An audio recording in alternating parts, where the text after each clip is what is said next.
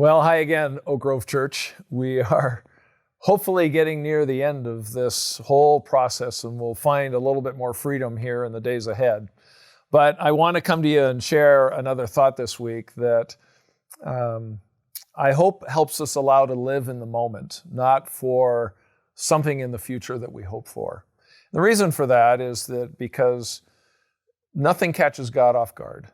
Nothing surprises him. He understands the moment that we are in. And, for some of us, it's kind of like holding our breath. We keep holding it, waiting for things to get back to normal. And yet for this moment, this is where we're living in, staying at home, living in close quarters with our family that is often different than what has been in the past. And yet there's a unique circumstance that I think God can use. And what I mean by that is this: no matter where we're at, no matter what we're doing, the circumstances that we're in is where God has us at the moment. And as much as we may long for things to change in the future, we have to live out Christ right where we're at right now.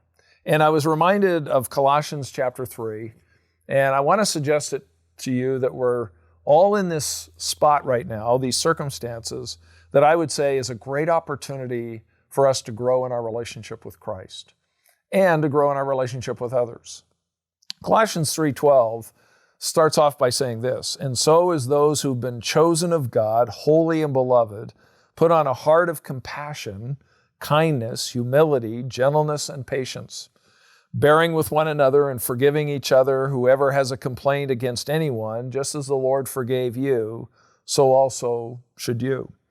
And beyond all these things, put on love, which is the perfect bond of unity. And let the peace of Christ rule in your hearts, to which indeed you were called in one body, and be thankful." James tells us that we ought to consider it all joy when we encounter various trials, because it helps perfect our faith. It sharpens us. It reshapes our faith so that we learn to live according to faith and God's word and trusting Him rather than our own devices. We've been in this process of being stuck at home, as it were, for several weeks. And yet, I hope you've been able to, being before God's throne of grace, seeing it as an opportunity where God can keep forging in you the likeness of Christ. And sometimes under pressure, we don't do well. And sometimes it's the greatest moment to shine the presence of Christ. This passage reminds us that even though circumstances are difficult, we're still God's chosen ones. We're holy and greatly loved. And He says, because of that, you have all the resources that God can give you, that even in close quarters, under these circumstances, being confined, maybe even not having a job at this point, that we can still live with kindness and humility and gentleness and patience. In fact, sometimes the most difficult circumstances are the greatest times where God's grace shines through us, even in our limitations and in our shortcomings. It goes on and talks about bearing with one another. Well, we may have had to learn how to do that in the way that we've found ourselves in our homes and trying to deal with a whole different way of life.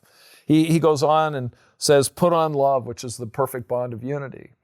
We don't do things perfectly, but we have this in common, that we have Christ. And I think even in these times, He wants us to become more like His Son every single day. And God uses family members, circumstances, and situations to get to our hearts so that we'll yield to the work that He's doing in us.